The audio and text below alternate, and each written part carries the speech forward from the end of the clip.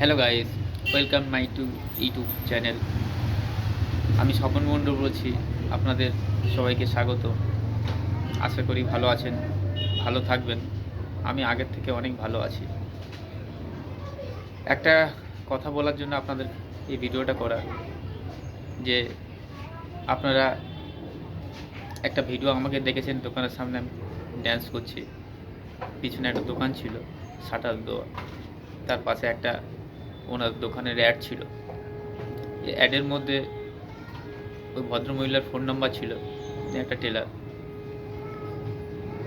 সব বন্ধুরা ওনাকে ফোন করে ডিস্টার্ব করছে, উনি বিরক্ত বোধ হচ্ছে। উনি কালকে আমাকে ডেকে বললো যে তুমি কেন এইসব আমার দোকানের সামনে করেছো। অ্যাকচুয়ালি আমি ওনার দোকানের সামনে, দোকান থেকে অনেক দূরে ছিলাম। আমি ভিডিও রাস্তা দিয়ে করেছি। ভিডিওতে ওনার ব্যানারটা বা অ্যাডটা আমার মোবাইলে উঠে আসে। সেটা আমার কিসের ভুল আমি জানি না।